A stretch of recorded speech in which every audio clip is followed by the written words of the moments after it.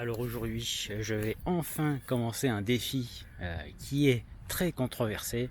En effet, depuis très longtemps que je m'intéresse à la nutrition, j'ai toujours entendu que pour perdre du gras, en fait, il fallait créer en fait un déficit calorique, il fallait être en dessous de son métabolisme de base par rapport à sa taille, son poids, par rapport à son activité. Et aujourd'hui, je démarre le défi donc de perdre du gras en déficit calorique, mais d'une façon assez particulière en fait. Parce que le principal dans ce défi, c'est surtout de perdre du gras avec la malbouffe. Pendant 14 jours, je vais manger que de la malbouffe. Chaque jour, ça sera un type de malbouffe différent. Et je vais calculer chaque jour ce que je vais manger et je vais faire en sorte d'être en dessous de mon métabolisme de base par rapport à mon activité, mon poids et ma taille. Et donc l'objectif va être donc de tester, voir est-ce que vraiment je peux perdre du gras, moi pour ma part, je vais tester donc par rapport à moi, à mon cas, est-ce que je vais pouvoir perdre du gras, perdre du poids, perdre du tour, des centimètres, du tour de taille, en mangeant que de la malbouffe.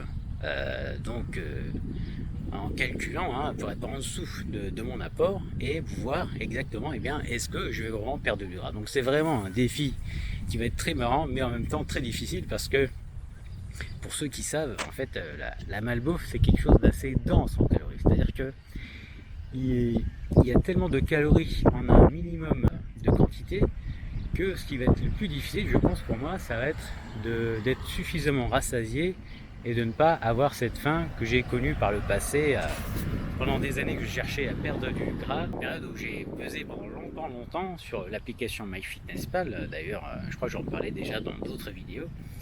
Et je pesais, et au bout d'un moment, à la fin de la journée, voilà, j'avais pris toutes mes calories, et des fois j'avais encore faim, mais il fallait que j'arrête de manger, donc c'était assez difficile. Et là, par rapport à la malbouffe, c'est quand même des aliments qui sont assez denses en calories, c'est-à-dire que pour 100 grammes de produits, je voulais dire, il y a énormément de calories, donc du coup, les proportions, les tailles de mes assiettes vont être assez petites par rapport à la diète que j'avais dans le passé.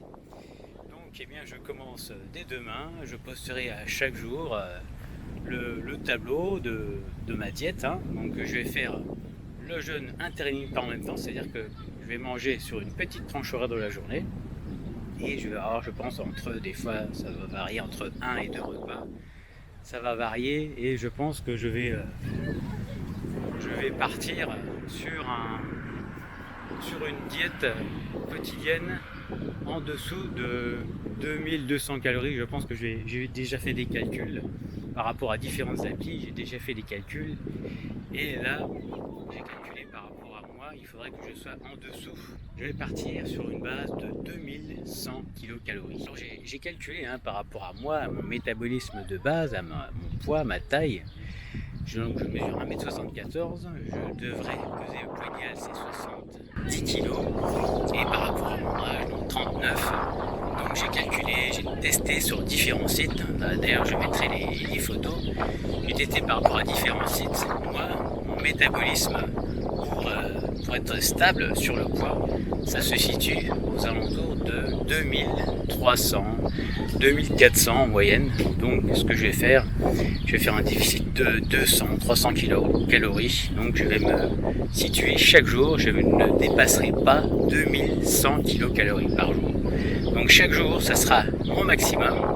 Chaque jour, je vais utiliser un type de malbouffe différent. Ça va être très très marrant. Donc chaque jour, je posterai mes photos avec l'application MyFitnessPal, tout ce que je vais manger, je vais tout peser, tout calculer pour ne jamais dépenser 2100 kcal et potentiellement être sûr de perdre du gras.